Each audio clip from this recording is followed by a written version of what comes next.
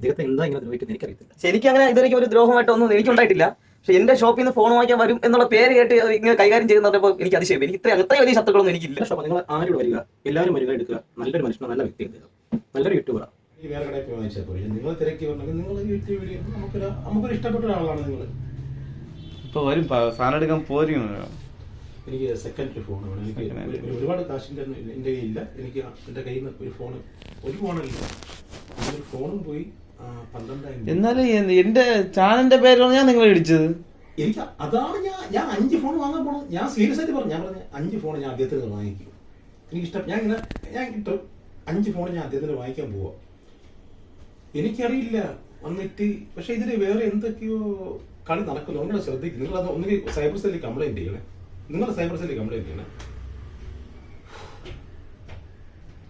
ഞാൻ ഇത്രയും ദൂരം നിങ്ങളെ തിരക്കി പറഞ്ഞെങ്കിൽ ഞാൻ നിങ്ങളെ നടുവിച്ചിരിക്കും. രണ്ട് ഓട്ടോ കൊടുത്തിട്ടുണ്ട്.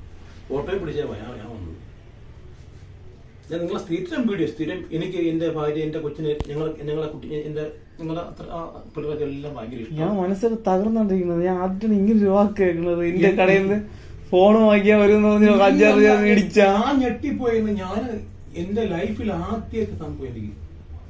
ഞാൻ ആലോചിക്കട്ടെ, എനിക്ക് ഇഷ്ടമുള്ള കടയിൽ ഞാൻ ഇന്ത്യൻ പൗരനാണ്. എനിക്ക് ഇഷ്ടമുള്ള കടയിൽ എനിക്ക് വാങ്ങിക്കാമല്ലോ. ഞാൻ ആരെയും മോട്ടിവേറ്റ് ചെയ്യുന്ന ആളല്ല. എനിക്ക് ജോലി കാർപ്പൻ്റർ ജോലി. തലയൊക്കെ പിരിക്കണത് പറയണത് 5-6. അത് തന്നെയാണ് കാരണം, വേറെ കാരണമൊന്നും വന്ന് ഇടിയെന്ന് വെച്ച് കഴിഞ്ഞാൽ ഇടി എന്റെ ഇവിടെ ഇടി എന്റെ വയറിൽ. എവിടെ വെച്ചാണ് ഇടി നടന്നത്? ഇതില് വെച്ച്. എനിക്ക് ശത്രുക്കളൊന്നും ഇല്ല കേട്ടോ. അത്രയ്ക്ക് വലിയ ശത്രുക്കളൊന്നും എനിക്കില്ല. പിന്നെ ഞാൻ നിങ്ങളെ ഫോൺ വാങ്ങിക്കാൻ എനിക്ക് നെടുവങ്ങാടുന്ന് വാങ്ങാം, ട്രിവാൻഡ്രത്ത് വാങ്ങാം. അങ്ങനെയാണെങ്കിൽ ഇവരെ നിന്നെ അടിക്കണ്ടേ? വേറെ എന്തോ ഒരു സംതിങ് റോങ് ഉണ്ട്. അത് നിങ്ങളെ ശ്രദ്ധിക്കുക. നിങ്ങളന്ന്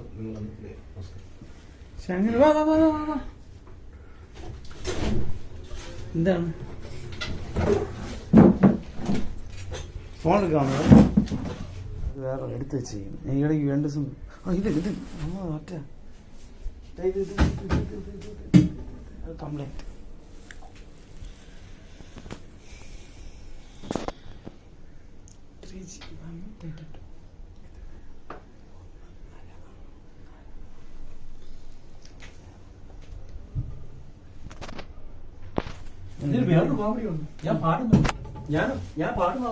പാടുന്ന ആളാണല്ലേ? ഞാൻ ഇഷ്ടപ്പെട്ട സ്റ്റാർ മേക്കർ ഞാൻ പാടുകയും ചെയ്യുന്ന ആളാണ്.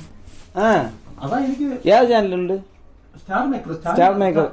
ഞാൻ മെയിൻ സിംഗറാണ്. ഞാൻ എന്റെ പാട്ട് കേൾപ്പിച്ചത്. എനിക്കതാ എനിക്ക് വിഷയം. എനിക്ക് എന്താണ് സംഭവം എനിക്ക് അതാ എന്റെ ഫോൺ നല്ല സൂപ്പർ ഫോണായിരുന്നു കേട്ടോ. അത് എനിക്ക് കേട്ട്